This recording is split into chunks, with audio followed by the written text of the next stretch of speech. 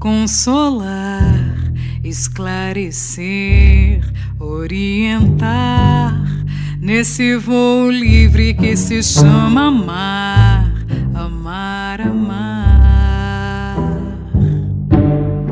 Acolher, consolar, esclarecer, orientar, nesse voo livre que se chama amar, amar, amar.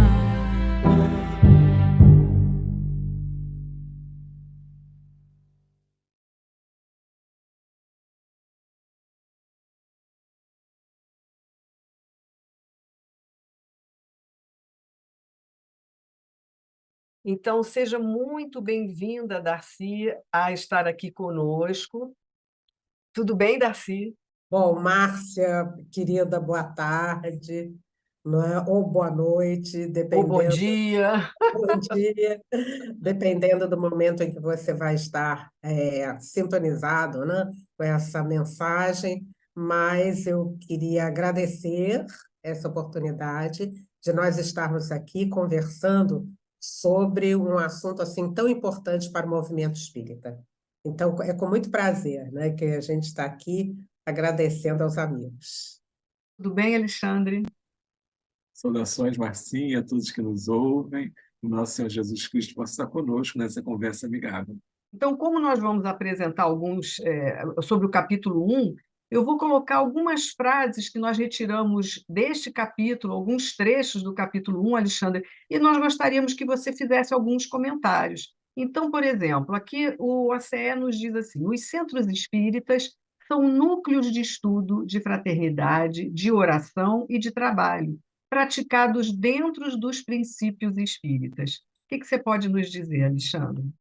Quando ele fala que os centros espíritas são núcleos de estudo, de fraternidade, de oração, de trabalho, praticados dentro dos princípios espíritas, nos ajuda a entender que nós precisamos manter no centro espírita como ações primordiais a fraternidade, o estudo, a oração, o trabalho, lembrando que se nós tratamos a instituição, a organização de centro espírita, precisa atender os princípios da doutrina espírita.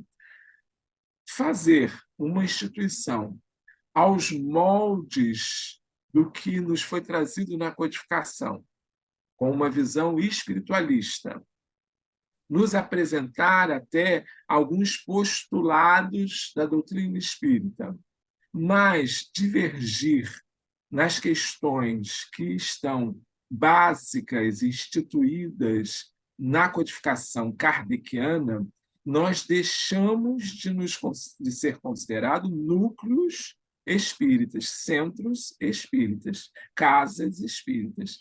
Então, o básico é essa relação fraternal, é a oração, é o estudo, é o trabalho, tendo aí a presença de todos esses fatores. Então, esses núcleos têm que atender a todos os fatores. Não pode ter estudo e não ter fraternidade. Entendi. Não combina isso, né? Não pode ter estudo, fraternidade e não ter oração. Não pode ter estudo, fraternidade e oração e não ter trabalho. Então, nós precisamos desses componentes, que são componentes que vão, à luz dos princípios básicos da doutrina espírita, mostrar que aquilo ali é um núcleo espírita, aquela instituição ali é uma casa espírita. Isso é muitíssimo importante no nosso país, onde nós temos uma diversidade religiosa muito grande. E as pessoas que não seguem essas orientações podem fazer algo parecido, mas que não é espiritismo. Isso gera até confusão, né? Quando a gente vai dizer, Isso. mas você é que tipo de centro espírita? Não tem isso, Alexandre? Tem, Gera uma tem, confusão, né? tem aquela história do mesa Mesa branca. branca, é centro de mesa Isso, branca, não é? isso. Mas, na verdade, não é a mesa que vai revelar, né? Que vai Exatamente. faz. Então, quando fala núcleo, o núcleo é a parte central da célula. O núcleo é a essência de qualquer construção científica que se fale, está lá o núcleo, né? O núcleo é onde estão as principais reações. Então, os centros espíritas são núcleos quando, na essência, guardam o estudo, a fraternidade, a oração e o trabalho. Está bem entendido. E, Darcy, então a gente entrando no capítulo 2, logo no início do capítulo, nós vamos ver a frase que cita o capítulo 20 do Evangelho segundo o Espiritismo, que a frase é: ditosos os que hajam dito a seus irmãos, trabalhemos juntos e unamos os nossos esforços, a fim de que o Senhor, ao chegar, encontre acabada a obra. Isso foi dito pelo Espírito de verdade. Nós queríamos saber se você poderia nos falar um pouquinho sobre união, unificação e a diferença entre uniformização. Uhum. Márcia, quando o Espírito de Verdade, né, está falando, trazendo essa frase, que está lá no Evangelho, no capítulo 20, no item 5, na mensagem, que fala sobre os obreiros do Senhor, né? Eu fico assim, imaginando que o Senhor da vinha, ele disse assim, olha, eu vou voltar, não é, através do Consolador prometido, e eu preciso, então, que vocês, de posse dessa informação, vocês trabalhem juntos, vocês unam os esforços, porque o Senhor vai voltar, né, e ele precisa terminar a obra, ver terminada a obra. Então, eu fico assim, olhando, né, eu fico assim, interpretando, né, como se para que nós possamos realizar essa obra, nós precisamos estar unidos. Mas esse é um grande desafio. É um grande desafio, né? Porque muitos de nós temos diferenças, nós temos desafios na nossa vida, né? Que às vezes dificultam esta união. E aí eu fiquei pensando, né, quando a gente está falando em união, é união dos irmãos, os irmãos que têm a mesma crença, né? Então, nós todos, espíritas, precisamos nos unir. Por quê? Né? Porque nós temos uma grande tarefa. Aliás, Márcia, nesse mesmo capítulo, não é? Que é o capítulo 20, ele vem falando justamente a respeito da missão dos espíritas, que é ir, né? Ir e ensinar, né? Ir e levar a palavra da doutrina espírita a todos os cantos. Então, nós precisamos estar unidos. Então, imagina aqueles irmãos que vão para um caminho levando uma obra rara, né? E aí eles começam a brigar. Quero vir para aqui, você quer ir por lá, né? Eu quero ir por lá, olha. Então, o pedido é que a gente, vendo o outro como irmão, a gente diz assim, irmão, vamos dar a mão.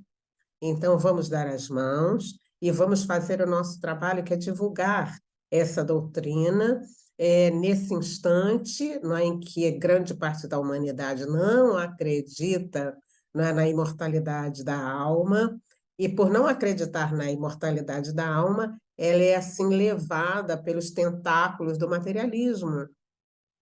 E o materialismo trazendo grandes prejuízos para a humanidade, retardando, né, a chegada a esse momento. Então, o que é preciso? Gente, vamos nos unir para que, unidos, nós possamos dar mostras a todas as pessoas que pudermos que esta doutrina é de grande valor. Então, quando ele fala em união, ele está justamente pedindo que a gente se comporte dessa maneira. Bom, em união, né, nós vamos poder mostrar a força da doutrina espírita, que é diferente, né? Você falou na questão da diferença de uniformização. Uniformização é um entendimento, né, de que essa, inclusive, ideia ela já foi superada, né? A nível do movimento espírita, quando a gente diz assim, olha, assim, todo mundo tem que andar por essa mesma cartilha, né? Então, nós já entendemos muito, de uma forma diferente, E nós vamos dizer assim, né? Nós temos uma raiz, nós temos uma base, e nessa base a gente está respeitando todas as formas de pensar. E a partir daí, não é? Nós estamos unidos e dessa forma a gente vai fazer o nosso trabalho, não é? De acordo com as possibilidades de cada um, mas a raiz é a mesma, né? Então, nós, por exemplo, quando se fala a respeito do documento, se diz, mas todo mundo tem que seguir dessa maneira. Vai seguir da maneira que você pode, de acordo com as suas possibilidades, não é? É a ideia, né, Darcy? Quer dizer, aqueles preceitos que estão ali, nós devemos seguir, mas a forma de fazer, cada região, cada centro tem a sua característica. Então, não É, existe essa necessidade dessa uniformização, não é. é? Eu tenho a impressão que hoje em dia, quando nós começamos a conversar sobre unificação, muitas pessoas entendem uniformização. E é por Uhum. isso que nós temos tido ainda alguns problemas na nossa rede. Aí também o OCE nos diz que os centros espíritas são escolas de formação espiritual e moral, que trabalham à luz da doutrina espírita. E aí? Então, são escolas porque nós, no estágio evolutivo que nos encontramos, na média, somos todos alunos. Um ou outro, nós já podíamos até colocar na posição de professores, mas são pouquíssimos, viu? A maioria de nós estamos suscetíveis da necessidade de aprendizado para Uhum. crescer, evoluir espiritualmente. E esse aprendizado, ele só vem mediante estudo, e quando é falado que são escolas de formação, é porque lá é ofertado ferramentas para o nosso crescimento. O centro espírita, então, ele não é local, por exemplo, como algumas pessoas até imaginam, de transformação de almas. Ele é local de fornecimento de ferramenta para a transformação de almas, porque a transformação só se dá pela reforma íntima. E a reforma íntima está a cargo de quem a conduz, que somos nós mesmos, né? Então, a escola, porque é onde nós adquirimos conhecimento, é onde as ferramentas para o crescimento espiritual chegam a nós. Crescimento espiritual e moral, porque abre-nos a visão para o mundo espiritual. Abre-nos a visão para o mundo de origem, para o mundo matriz. Abre-nos conhecimento das relações entre o mundo espiritual e o mundo material. Explica-nos o tempo todo como é que se dá essa interação entre o mundo espiritual e o mundo material. E também moral, porque não traz moral nova, mas reforça, reafirma a moral do Cristo e nos esclarece que nós só conseguimos o progresso e o conhecimento só é bom se ele estiver associado ao progresso moral. Porque é o progresso moral que vai criar o diapasão seguro para a gente saber se aquilo que a gente adquiriu de conhecimento a gente usará favoravelmente. Porque aquele que adquire somente conhecimento, ele pode se tornar um déspota, um autoritário, alguém que acabe levando a mais problemas do que a solução. Agora, se esse conhecimento vem forrado pela moral do Cristo, que é a que o Espiritismo apresenta, o indivíduo lança sobre o conhecimento aspectos de amor, de benevolência, de indulgência, de perdão, e aí aquilo é realizado na sua essência, há uma completude. Por isso que os centros espíritas são escolas de formação espiritual e moral, porque tudo óbvio à luz do que nos apresenta a doutrina dos espíritos. Nossa, Alexandre, são explicações tão interessantes no sentido de que a gente não fique, olha, numa simples frase, olha toda essa filosofia que está por trás disso tudo, né? Do que realmente a importância e o papel da casa espírita, do centro espírita, né? Mas, continuando, Darcy, nós vamos agora ver o seguinte: outro trecho do documento de orientação, né, ao Centro Espírita. O É, trabalho federativo e de unificação do movimento espírita bem como o de união dos espíritas e das instituições espíritas, baseia-se nos princípios de fraternidade, solidariedade, liberdade e responsabilidade que a doutrina espírita preconiza. Você pode comentar um pouquinho sobre isso, Darcy? Aí eu fiquei lendo, né, esse texto. Aliás, como é da nossa área, a gente tem que estar em dia, né, para a gente poder entender e divulgar, né, e trabalhar dentro dessa linha de trabalho, né? Então, eu fiquei assim imaginando, né, assim, a questão da fraternidade, né? Nossa ação no movimento. Olha, meus amigos, nós somos todos irmãos, né? E aí, filhos de um mesmo pai. Então, entender, não é? Essa questão da fraternidade é muito importante para nós, não é? E as atividades que nós desenvolvemos nos ajudam, porque nessa hora que a gente encontra com alguém de uma outra casa espírita, a gente se aproxima, a gente conversa e a gente é irmão, não é? E então, essa questão da fraternidade, ela é assim a base de todo o trabalho que nós estamos desenvolvendo na doutrina espírita. Quer dizer, nós somos irmãos, fazemos parte de uma grande família, né? E aí, nessa grande família, né, o que nós fazemos? Nós vamos dar as mãos, né? Nós vamos unir esforços. E aí eu falo em família, né, para que a gente veja em família assim, não é? Em algumas a gente tem algumas dificuldades, mas a gente vê aquelas famílias em que os irmãos são realmente ligadinhos, um por todos, todos por um, não é? É esse o desejo no nosso trabalho federativo, né? E a gente vê, além da fraternidade, a solidariedade. Mas quando nós somos fraternos, a solidariedade ela realmente brota. Nós queremos ajudar a todo mundo, né?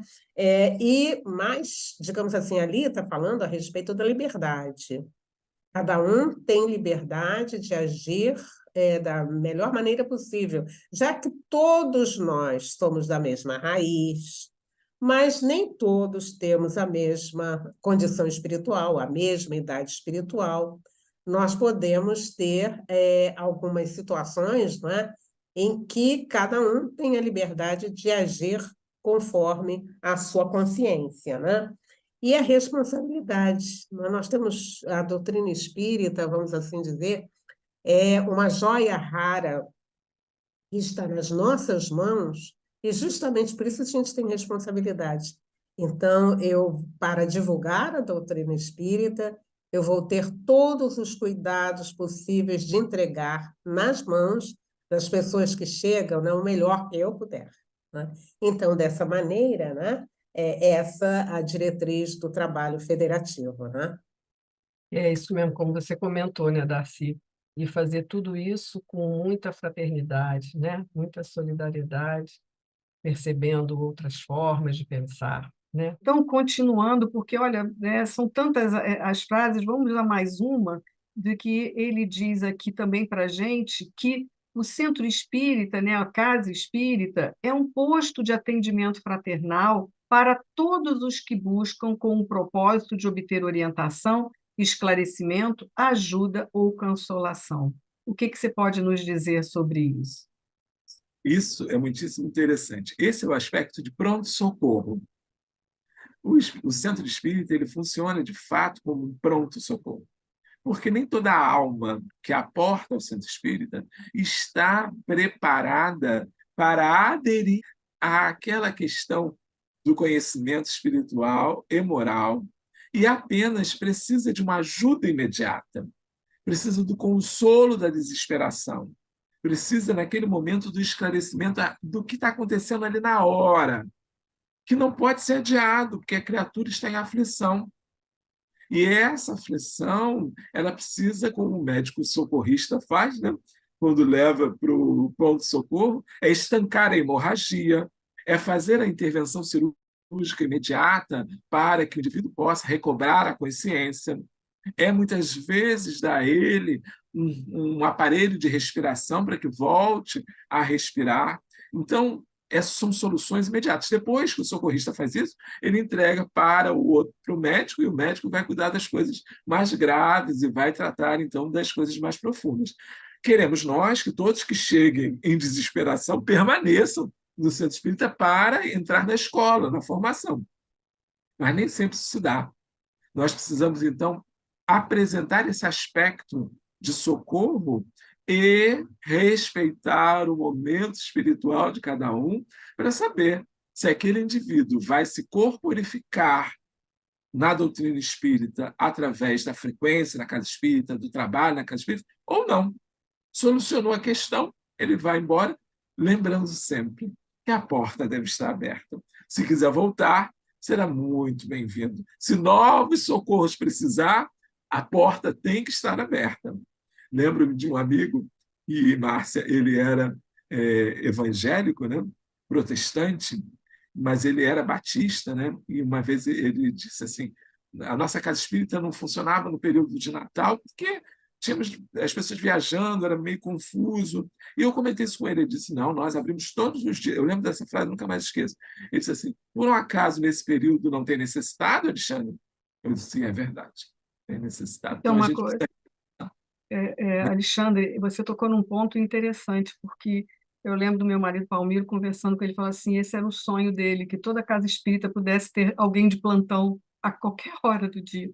Porque as denominações evangélicas, a própria Igreja Católica, geralmente, ela está com suas portas abertas, não é? Mas nós Isso. temos uma realidade diferente, né? Mas é um papel que a gente precisa aprender a fazer, né? Isso.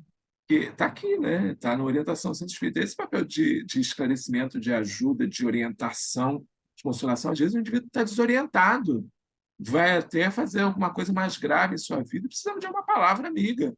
E às Então, vezes nós... está precisando de um passe, alguma coisa assim. Ah, não, nós agora, olha, passe só amanhã, durante a palestra pública, você pode vir, mas a pessoa está num desespero ali, naquele momento. Ou até ouvir mesmo. Na nossa casa, a gente já ouviu pessoas dizendo assim, eu queria conversar com você. Eu digo sempre assim, quando chega alguém, eu converso, pode ser, eu não consigo agora que eu vou fazer a parada, você me espera até o final, ou daqui a pouco, daqui uns 15 minutos eu te falo, mas não pode deixar a pessoa assim, não, o atendimento é só às terças, às 9 horas, a pessoa não volta mais, né? Não volta mais. Então, esse pronto-socorro, os espíritos usam esta palavra, pronto-socorro. Então, a gente precisa estar ali para o atendimento. E está aí na orientação do Centro Espírita.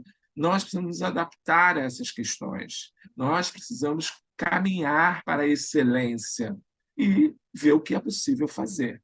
Claro que nem toda casa espírita vai ser possível fazer isso, mas a gente precisa ter algumas que façam. Eu nunca esqueci essa frase desse meu amigo, me ensinou bastante.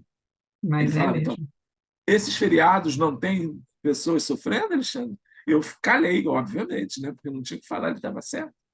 E completando também, ainda dentro desse item, Darcy, aqui diz para a gente, na orientação ao Centro Espírita, que a organização ela é estruturada pela união dos grupos, centros e demais instituições espíritas, que, preservando as suas respectivas autonomias e liberdade de ação. Você sabe, Márcia, no domingo passado, né, nós tivemos o Conselhão, e foi assim, muito interessante, né, porque a área de unificação perguntou aos seus, então vocês já sabem, né? São os conselhos, não é?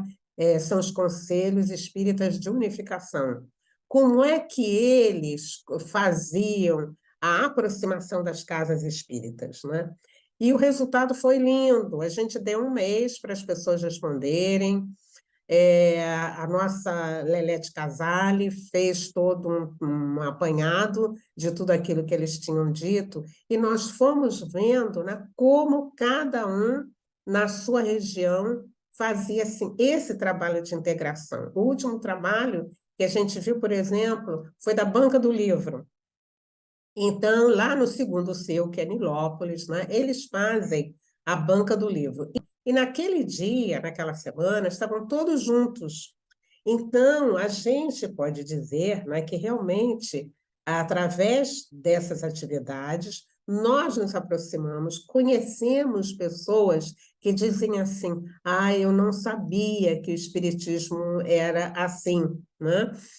A gente estava também conversando com o Luiz Creton, que é lá de Pádua, né? Então, ele estava fazendo a Casa Espírita, fez uma feira, não feira de livros, mas fez uma feira de comidinhas, de vários objetos, não é? Então, as pessoas vinham. Então, nós precisamos estar atentos ao seguinte: por que a união, né?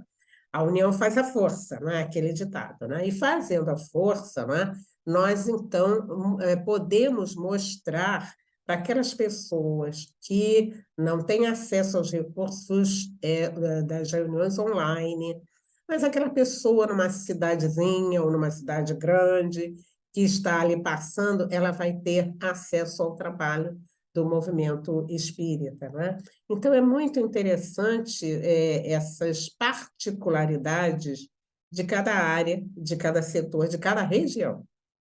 E esses eventos, Darcy, que você está citando, são super importantes, né? Como você disse, às vezes tem tanto desconhecimento o que é o espiritismo, né? E um evento desse, como a gente tem em Petrópolis, a Praça Florida de Livros, e vários outros que a gente aborda as pessoas na rua, né? Com as feiras de livro e tudo, como que as pessoas desmistificam o espiritismo, Uhum. não é? É, Há muita é, desinformação sobre o que é a doutrina espírita, o que fazemos num centro espírita.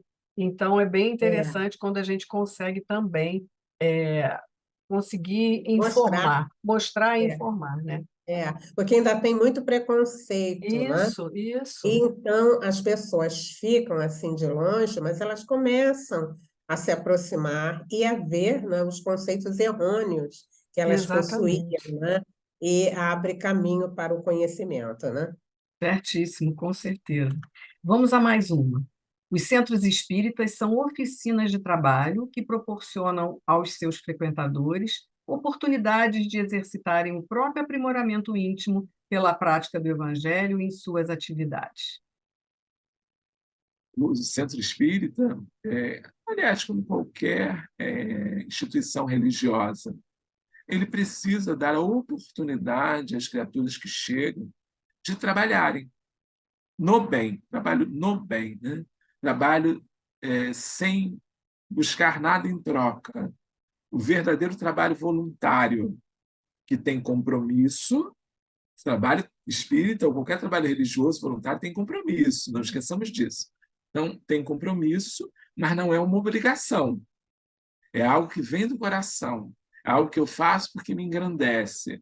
Eu não estou querendo nada em troca. Esse trabalho, esse papel de oficina de trabalho, o centro espírita precisa oferecer, né? Porque quando o indivíduo experimenta o bem, ele tem um ganho imenso. Por quê? Ele não só consegue enxergar o sofrimento no outro, que muitas vezes ele não consegue enxergar em si, ele consegue enxergar as necessidades do outro, que às vezes ele não consegue enxergar sozinho, seu trabalho por si, e converte, através do trabalho, muitos procedimentos do dia a dia que vinham sendo feitos de forma equivocada, porque não parou para pensar, que não parou para analisar aquilo. Então, quando você está lá ofertando alimentos a quem mora na rua, os irmãos em situação de rua, né? Aqueles que estão, por exemplo, precisando de alimentos, outros que estão precisando de uma palavra amiga, outros estão precisando de uma fluidoterapia. Quando a gente faz essas ofertas, a gente desloca as pessoas de um local de comodismo e entrega a elas uma tarefa, vou afirmar sempre, voluntária, mas voluntário tem compromisso. Então, ali ela vivencia a situação. Eu vou contar um casinho rápido do Chico, que o Divaldo contou, que eu nunca mais esqueço, que é a respeito dessa questão do trabalho. Tinha um companheiro na Mansão do Caminho, que era um companheiro muito problemático, dizia Divaldo, não conseguia sintonizar com os bons espíritos, estava sempre em luta contra si mesmo. Ele foi visitar o Chico numa excursão. Voltando à Mansão do Caminho, ele chega do Divaldo e diz assim: Olha, eu dei passe no Chico Xavier. A gente fala, fica espantado. Mas como é que essa pessoa, um indivíduo cheio de problemas, deu passe no Chico? Não é possível. Ele ficou angustiado até que ele conseguiu fazer uma viagem, ele mesmo, a Uberaba para ver o Chico. Primeira coisa que ele fez foi perguntar para o Chico assim: Chico, o senhor, assim, assim, assim, ele deu passe você? Você deu, meu filho. Chico falando, né? Eu olhei para ele e vi que ele estava precisando do trabalho. Ele estava precisando de se valorizar, de trazer boas energias para ele. Então, eu pedi que ele me desse um passe. Nesse momento, ele se ligou diretamente aos benfeitores espirituais, uma entrega maravilhosa, que ele estava dando passe, e fez ali uma conexão que modificou a vida dele. Então, o Divaldo entendeu que o Chico fez uma grande caridade de entregar àquela pessoa um instrumento de trabalho. E, com isso, ela se aperfeiçoou, ela se melhorou. Porque buscou primeiro para si forças que não tinha. Olha, que história interessante, eu não conhecia, não. Que humildade de Chico, né, Total, né? Alexandre? Que Total, total. humildade. Mas foi assim, esse pontinho que fez com que o senhor despertasse, né, para o É trabalho, isso. para a vida e mudasse a vida dele. Às vezes a gente É isso. precisa de muito pouco, né, Alexandre? Muito Muito, pouco. Às muito. vezes, uma oferta de trabalho, É. encher a pinha, um copinho d'água frutificado, uma coisa muito simples, às vezes. E Há todo uma mundo, bolsa. isso, e todo mundo pode ajudar, Alexandre, dentro da casa Pode, espírita. Todo mundo pode, pode ajudar, né? pode. Vamos agora a uma Hum, pergunta mesmo para você. Aqui no Rio de Janeiro, uhum. nós temos as Semanas Espíritas, ou o Mês Espírita nas diversas regiões. Qual a importância que você acha de apoiar essa prática nos centros, e dos centros se visitarem? Márcia, eu acho assim de uma importância, você veja bem, eu estou aqui nessa hora aqui, me lembrando qual foi a mais próxima, né? Eu havia falado anteriormente da Semana Espírita, no Segundo Seu, em que eles então fizeram a banca do livro, É isso, né? e até porque nós ficamos um tempo parado, mas isso é bem comum na nossa região, né, Darcy? Bem Várias comum. feiras, encontros do livro, onde as casas se reúnem, né, As casas nas se suas regiões. e o seu faz um trabalho muito bonito, né? Então, por exemplo, o 14º seu, que fica ali naquela área de Vigário Geral, né? Eles fazem uma coisa muito interessante. Durante o mês, eles fazem visita a todas as casas. É E, interessante. quer dizer, isso acontece só no 14º? Seu não. Isso acontece, por exemplo, em Miguel Pereira. Em Miguel Pereira, eles estão organizando uma quinzena. E é uma alegria que a gente percebe nas pessoas, por exemplo, aquelas casas sendo visitadas, não é? Por exemplo, eu tenho uma casa muito bonitinha em Conrado. Quando nós chegamos lá, é assim, é aquela alegria, e várias pessoas de vários grupos vão participando, não é? Então, a gente tem a certeza, não é, que as semanas espíritas elas aproximam os espíritas, isso é verdade, né? Então, nós não conhecíamos a casa espírita, de repente, pertinho da nossa casa. Então, elas aproximam os espíritas, não é? Facilita o intercâmbio entre as instituições, o compartilhamento de experiências, não é? Ela vai criando, né, um clima de fraternidade, de paz. E tem uma coisa muito engraçada e importante, engraçada não importante, que ela constrói pertencimento.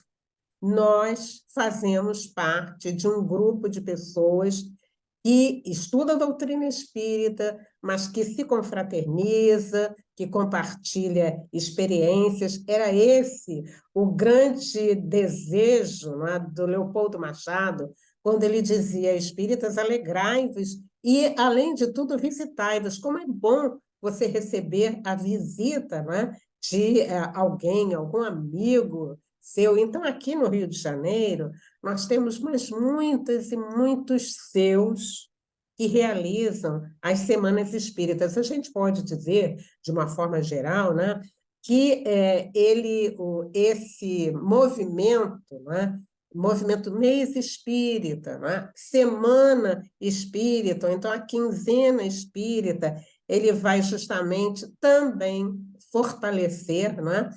O aprimoramento de tarefas, porque a gente vai querer cada ano fazer melhor, trazer uma novidade, né? E essa novidade, né, ela também vai sendo buscada por outras casas. Você sabe que é interessante vocês fazerem dessa forma? A gente não sabia. Você sabe que em Campo Grande tem uma feira de atividades em que todos os centros colocam as suas barracas com o produto que as amigas do Serviço Assistencial Espírita desenvolvem. Então, é uma riqueza você ver aquele trabalho. Alguém diz assim, nós também podemos fazer, né? Olha, cada vez mais o movimento espírita está assim, estuante, né? Então, a gente, digamos assim, tem todas essas atividades, e aqui no nosso livro, eles apontam uma vantagem que eu achei da maior importância.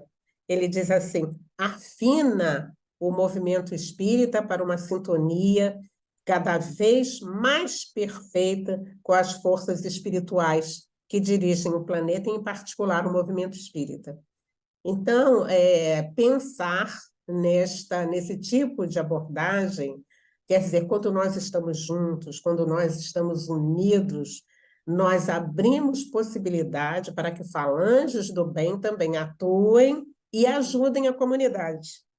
Então, você veja só que participar de um evento desse, né, é trazer grande contribuição, não só individual, para a casa espírita, para o seu e para a comunidade em geral. Para a região, tudo ali. E essa troca é muito benéfica, né, Darcy? Fiquei me lembrando das comunidades das igrejas na época do cristianismo primitivo, e eles se visitavam, e olha, com todas as dificuldades. E é muito bom essa troca, né, da gente conhecer pessoas novas, formas novas de agir. Muito bom. Bom, vamos lá continuar para mais uma das nossas frases do OCE. Que os centros espíritas são casas onde as crianças, os jovens, os adultos e os idosos têm oportunidade de conviver, estudar e trabalhar, unindo a família sob a orientação do espiritismo. O trabalho, Marcinho, com relação à família é importantíssimo. O nosso olhar tem que ser um olhar multifacetado. A criança e o jovem precisam de linguagem apropriada para absorver os conhecimentos da doutrina espírita, receber a fonte do evangelho, os ensinos evangélicos. Já o adulto precisa de um outro formato, já o idoso de um outro formato. Precisamos pensar em acessibilidade, em conforto. Quando a casa espírita é esse lugar de atendimento à família, ele precisa lidar com a visão em que é muito trazida pela área de educação espírita do CERJ, que é do cuidado. Essa palavra é muito interessante, né? Centro espírita enquanto lugar de cuidado, olhar o outro com as suas necessidades, com as suas carências, com o que precisa. Normalmente nós formatamos tudo e queremos entregar um pacotão, né? Aí a mesma fala que é da criança, a mesma fala que é do adulto, é do idoso, a gente não cria acessibilidade, a gente não cria dinâmica. Posso falar que agora eu vou falar que é uma fala minha, não é do OCE nem do movimento espírita. Eu venho defendendo a tese particular de que nós, para os adultos e jovens, precisamos apresentar interatividade na reunião pública. Precisamos deixar mais perguntas, mais o local da opinião, do questionamento, do ouvir, porque nós vivemos num formato em que um fala, os outros ouvem e vão levar aquele ensino para a reflexão. Só que a modernidade nos empurra a uma reflexão imediata. É o WhatsApp, é Instagram, é Facebook, é tudo rápido. A notícia chega rápida, a comunicação é imediata, e nós estamos paralisados no tempo. Nós precisamos agregar interatividade ao trabalho espírita. Isso já é muito bem feito na área de infância, um pouquinho da área da juventude, mas não tanto. Agora, o jovem, o adulto de hoje, precisa de interatividade. Você tocou num ponto fundamental, porque A maioria das casas espíritas, a minha também, mas a gente vem tentando devagarinho quebrar isso, essa questão da reunião pública, da palestra pública, como você falou, um fala, os outros ouvem, né? E não ter É, um é um, momento dessa troca, né? Que é tão importante, que é tão importante. na, Às vezes a na pessoa verdade, sai dali com uma dúvida, Alexandre. isso. Isso é um paradigma que a gente tem que quebrar, isso é um paradigma que é instituído, e é claro que é um caminho muito mais fácil, né? Porque eu não Claro, tenho dúvida, não tenho que ficar exposto, e assim, a gente talvez não tenha palestrantes preparados para isso, então tem que fazer um trabalho anterior, de preparar os expositores, dinamizar essa situação, de repente fazer um caminho de anota a pergunta, faz, não precisa ser uma pergunta direta, mas é a hora da gente fazer esse caminho, dar esse salto, que, a meu ver, é um salto quântico, tá? Que a gente, se a gente não der, a gente acabará fazendo um desserviço. Não é, esse trabalho não é um trabalho de trazer mais gente. Nunca, minha fala nunca passará por isso, porque uhum, para nós que estão no Espiritismo, aqueles que desejam. Nós não fazemos prosélitos, nem estamos num trabalho de adesão. Mas precisamos atender bem aqueles que querem. Então, precisamos atender exatamente. os que se chegam. E um E, Márcia, um não, adulto jovem não consegue ficar uma hora na palestra. Ele está ali, ele pode estar ali até presencialmente, mas a mente já mente está. já foi há muito tempo, né? Já devagar. E mesmo nós, né? Então, quando há interatividade, cresce, cresce. Nós já tivemos algumas experiências na nossa casa e eu já participei, já, não aqui no estado, mas fora daqui, casas que fazem isso. É o dia da palestra, é o dia, mas as pessoas, mas isso então é um grupo de estudo? Claro que não, não é um grupo de estudo. As pessoas, isso está se confundindo com um grupo de estudo. Não, não é isso. Nós não estamos transformando num grupo de estudo, mas abrir a oportunidade para que as pessoas possam se colocar. Mas pô, isso pode, e pode, às vezes, a pessoa toma a palavra e não quer calar mais a boca. Eu falei, mas é como você falou, o palestrante ele tem que estar habilitado, né, ter habilidade para lidar com o público, né? Por isso ele está ali, né? É isso, é isso. Isso. E assim, lugar, Centro Espírita, como foi colocado, lugar de convivência, lugar de cuidado, e também parar com as segregações, né? Jovem Uhum. dia, reunião pública, não sei quem não pode, criança não pode participar. Ué, você não tem um local. É melhor que eu leve a criança para uma linguagem adequada, mas você não tem, ela pode assistir a reunião pública, por que não pode? É o espírito eterno, alguma coisa ficará ali, entendeu? Agora, a gente precisa, para isso, ter alguma paciência para as crianças fazendo bagunça, tudo isso. Exatamente. A gente precisa ver como é que lida com essa situação, entendeu? É É isso. isso. Mas Muito bem. agora, Darcy, mudando só um pouquinho de assunto, nós gostaríamos que você falasse um pouquinho para a gente sobre o Pacto Áureo. O que foi esse Pacto Áureo? Uhum. Então, como o nome está dizendo, né, um pacto áureo, um acordo de ouro, né? Aliás, quem deu esse termo, né, de pacto áureo foi justamente o nosso querido Lins de Vasconcelos. Então, eu queria apresentar para vocês também este livro. Esse livro é da Federação Espírita do Paraná, né? Então, ela traz informações preciosas a respeito desse pacto, né? E ele é chamado o Acordo, né, de Ouro, porque o que acontecia? Houve um momento, não é, em que o movimento espírita ele estava assim, meio desarticulado. Então, há um congresso em São Paulo em que algumas lideranças mais do Sul, dos estados do Sul, vão propor à Federação Espírita Brasileira, né, a união, não é? A união e a formação de um órgão que pudesse, então, coordenar o movimento espírita a nível de Brasil, não é?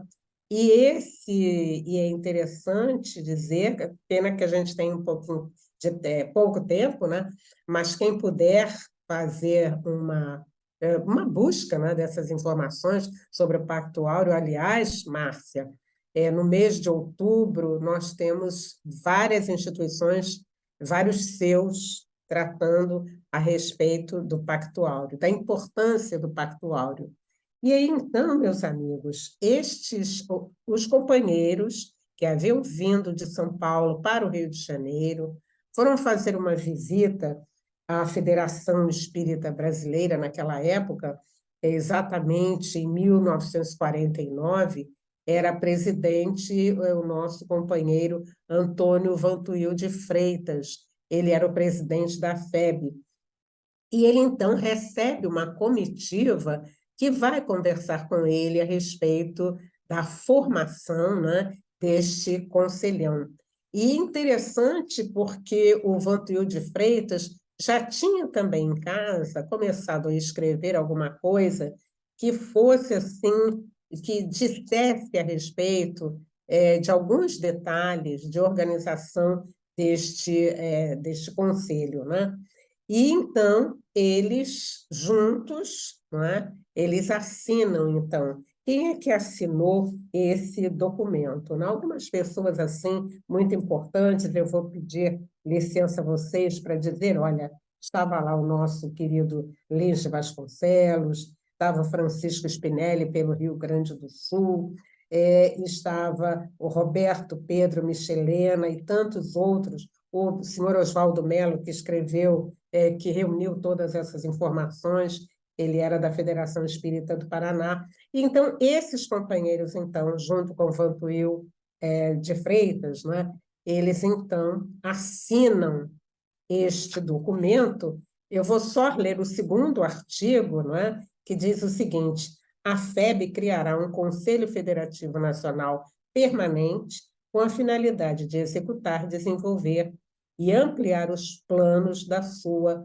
atual organização federativa. Então, nós podemos dizer que foi justamente, né, aquela organização, aquele mapa que a gente viu no início, né, esta organização ela justamente surgiu a partir deste acordo. Nós não podemos viver isolados, cada um fazendo o seu trabalho, né? Sem que haja, vamos assim dizer, uma representação nacional, uma coordenação nacional. Então, no dia 5 de outubro de 1949, foi assinado o Pacto Áureo. Vamos então para mais uma colocação. Temos mais duas aqui que nós separamos.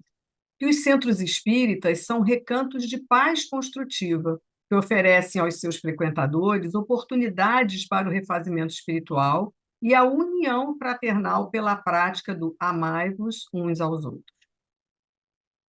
O centro espírita tem que, sendo este lugar de convivência, tem que ser uma convivência pacífica. O centro espírita não pode ser um local de pessoas aguerridas, as pessoas não podem ser maltratadas. Acabou o tempo também do mando eu, obedece você. Isso não tem descabimento, né? Nós precisamos de relações de fraternidade, amor. O centro espírita precisa construir a paz não só nos movimentos, no dia de um movimento de paz, uma campanha de paz. Precisa construir a paz todos os dias. O indivíduo deve chegar ao centro espírita como um oásis no mundo tão conturbado em que nós nos encontramos. Se ele for um centro espírita para receber pressão, para receber ofensa, para receber menos-valia, não faz o seu papel. Então, tem que ser esse recanto de paz, uma paz, obviamente, construída, né? Não pode ser uma paz de papel, e também uma oportunidade do indivíduo encontrar ali um local em que ele vai dar um respiro para repensar a sua vida, os seus momentos no dia a dia, as decisões que precisa fazer, e união o tempo todo. Esse amai-vos uns aos outros, que Jesus nos apresenta, ele começa quando nós entendemos que aquele semelhante apresentado por Jesus é irmão nosso. Quando a gente traz em nós o sentido da caridade como se nos apresenta Jesus, como disseram os Espíritos, benevolência, indulgência e perdão. Se nós não vivenciarmos isso, nós não permitiremos que o centro espírita seja esse oásis de luz. Se o indivíduo aporta o centro espírita em desequilíbrio, ele tem que encontrar lá trabalhadores equilibrados, né? Então, a gente precisa começar a fazer logo em nós, correndo, né, imediatamente, essa conquista da paz, porque eu só posso oferecer o que eu tenho. Exatamente. Não podemos oferecer aquilo que não temos, né, Alexandre? A gente também pode estar construindo juntos, mas temos que já estar ali também, né? Digamos assim, os frutos do Pacto Áureo. No ano seguinte, esse mesmo grupo, né, sai em caravana, Era porque isso que eu ia gente, falar agora, Darcy, sobre as caravanas que nascem a partir do Pacto Áureo. Porque eu ia te perguntar justamente isso, porque o CERJ, e foram essas caravanas de antigamente, e o CERJ vem resgatando essas caravanas, não é, Darcy? Você pode é, falar um pouquinho como é que estão acontecendo e como é até que foram, e que hoje a gente está se inspirando nessas caravanas que aconteceram logo depois do Pacto Áureo, né? pois é, que lá, aquela época, né, Leopoldo Machado foi um daqueles que participou com muita alegria do Pacto Áureo. Aliás, ele disse assim: eu não assinei o Pacto Áureo, mas eu estava lá presente, né? Então, um ano depois, esse mesmo grupo, né, Lins de Vasconcelos, o próprio Leopoldo, eles organizam uma caravana que vai sair em direção aos estados do norte, porque poucos participaram da assinatura, né, do Pacto Áureo. Eu disse assim, mas nós não podemos só ter representação do Sul. Nós vamos, então, conversar com os nossos amigos do Norte, do Nordeste, e vamos também, se possível, né, criar federativas. E foi o que aconteceu, e que no nosso movimento nós temos o nome, né, de Caravana da Fraternidade, né? E então, como é que a caravana da fraternidade fazia, né? Eles saíam, né? Eles saíam e então eles assim faziam conferências. Olha, nós estamos chegando no Piauí. Então, nós queremos juntar os espíritas, olha que coisa linda, né? De união, né? Eles juntavam os espíritas, esse assim, olha, nós vamos fazer conferências, né?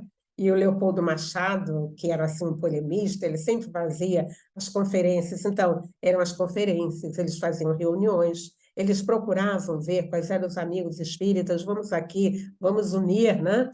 E eles visitavam instituições de assistência social. Então, há um livro, né? Eu não estou aqui nesse momento, mas eu acho que nós vamos ter como mostrar a vocês o livro Caravana da Fraternidade, que vai relatar o que foi todo esse trabalho de visitas. E é interessante, né? O Leopoldo Machado dizia assim: eu não tenho tantos recursos para fazer essa viagem, ele era professor, né?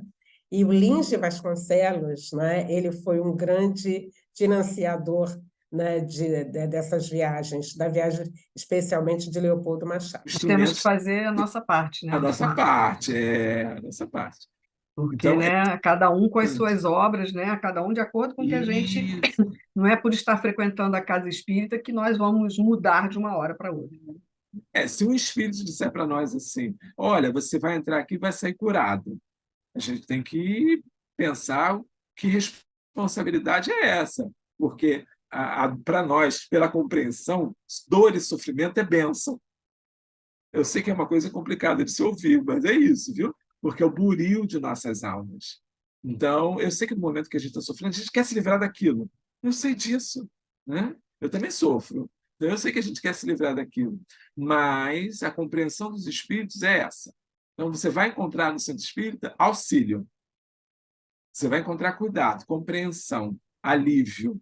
Mas a cura só o universo, só Deus, por suas leis, vai poder trazer. Pode ser agora, pode ser na outra encarnação, pode ser na outra, quem sabe, é aí ao comando das leis divinas. Exatamente, né? A gente tem ferramentas lá também, bastante estudo que clareia a nossa mente, nos explica tanta coisa e faz com que a gente, com esse conhecimento, também possa começar a refletir sobre nossa vida, né?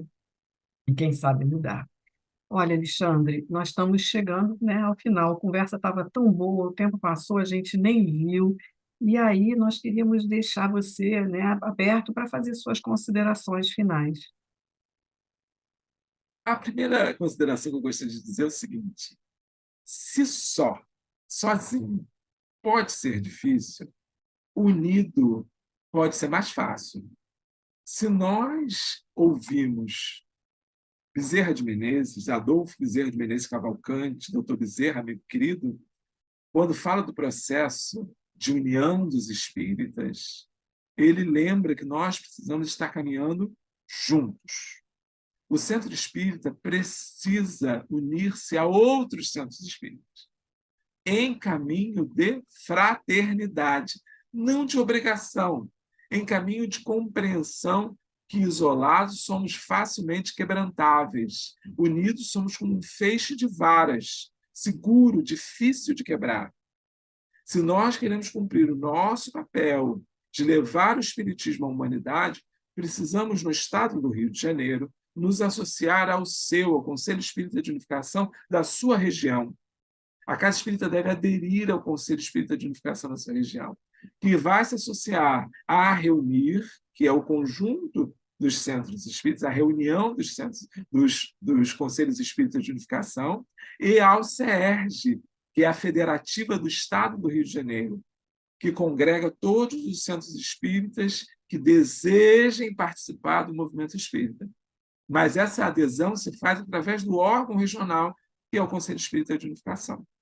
O CERJ, hoje, ele está representando o movimento espírita do Estado no Conselho Federativo Nacional da FEV. Ele tem uma cadeira no Conselho Federativo Nacional. Portanto, toda a formação do OCE, de Orientação do Centro Espírita, veio também do Estado do Rio de Janeiro através da participação do CERJ, para as casas que fazem essa adesão, que se associam ao movimento espírita. Óbvio, quem adere, como eu disse, adere por vontade própria. Toda adesão carrega em si direitos e deveres. Então, tudo que nós falamos aí, quero fazer do meu jeito, tem que ser do jeito que eu quero, esse não vai funcionar. A gente vai ter que, então, caminhar como caminham todos, com essas orientações, por esses trilhos que nós falávamos. Assim seremos mais fortes. O movimento espírita hoje, no Brasil, representa, através da Federação Espírita Brasileira, do Conselho Federativo Nacional, o Brasil no Conselho Espírita Internacional, que agrega inúmeros outros países com suas federativas. E aí nós temos uma... Quando eu entro no Centro Espírita na Suíça, ele faz muitíssimo parecido o que faz o Centro Espírita em Vila Isabel. Graças a Deus, porque aí nós não temos uma padronização, mas nós temos uma orientação que nos faz seguir por caminhos parecidos. E quando eu tenho um problema, eu tenho alguém do lado que me ajude. Quando eu preciso de socorro institucional, eu tenho alguém que me dê uma orientação, uma palavra amiga, um socorro. As instituições são como pessoas. Só que a gente precisa trabalhar pela perpetuidade das instituições. Nós passamos com o desencarne do corpo físico, mas a instituição não pode passar. Se ela for adesa ao Conselho Espírita de Unificação, caso nós desencarnemos, por exemplo, o resgate coletivo, vai todo mundo do centro espírita, né? Desencarna todo mundo ao mesmo tempo, mas assim é catástrofe, né? O seu vai auxiliar uma nova diretoria, uma nova formação, outras pessoas surgirão, e a casa segue, embora nós tenhamos feito o passamento para o mundo maior. Trabalhar pela perpetuidade da instituição faz esse objetivo, traz consigo essa ideia de unificação, de união, e a união precede a unificação. Por isso que eu disse que a adesão é voluntária. Eu vou porque eu quero estar junto. Eu vou porque eu tenho fraternidade, porque eu tenho respeito. Eu não vou para querer mudar o movimento espírita. Eu não vou para querer reformar o movimento espírita. Eu vou porque eu estou consoante com aquela situação. Então, que nós possamos fazer esse caminho, um caminho de centro espírita orientado, um caminho de movimento espírita unido. É isso, muita paz. Gratidão pela oportunidade, viu, Marcinha? Bom, Davi. E assim nós vamos chegando ao final E nós vamos pedindo a você, Darcy, se você pode, para assim, nas suas considerações finais, deixar algumas palavras de orientação para o movimento espírita do Estado do Rio de Janeiro, assim, encerrando a sua fala. Bom, eu primeiro quero agradecer essa oportunidade, né, de nós estarmos conversando sobre tudo isso, né? Cada vez que nós nos aproximamos, não é, do trabalho espírita, né, nós ficamos assim muito felizes pelas grandes possibilidades que a gente tem. E agradecendo, porque a cada visita que nós vamos fazendo é a federativa que lá está, conhecendo, facilitando o diálogo entre os dirigentes, né? Conhecendo o trabalho. Então, nós estamos assim muito gratos, não é? E sempre lembrando o seguinte: nós todos somos irmãos, né? Nós todos somos irmãos e precisamos dar as mãos no sentido de realizarmos o melhor que nós pudermos nesse trabalho imenso. Lembrando uma frase do Dr. Bezerra, que está lá no documento, né, quando ele diz que o serviço de unificação em nossas fileiras é urgente, mas não é apressado.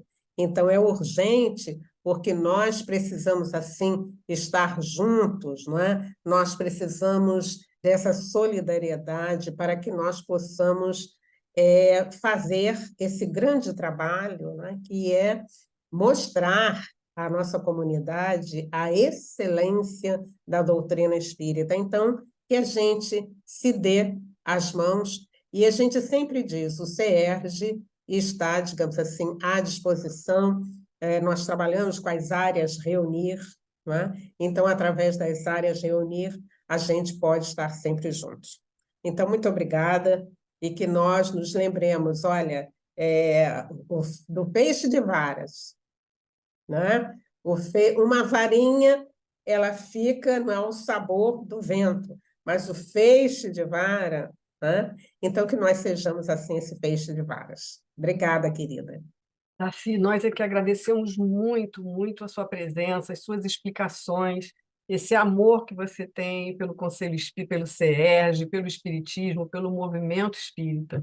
E para nós encerrarmos, né, esse é o nosso segundo vídeo, ainda virão outros, nós queremos deixar uma frase aqui para vocês, uma frase de Jesus, já nos despedindo, que Jesus nos disse que os meus discípulos serão conhecidos por muito se amarem. Isso está em João, capítulo 13, versículo 35. Então, que nós fiquemos na paz de Jesus. Até o nosso próximo encontro.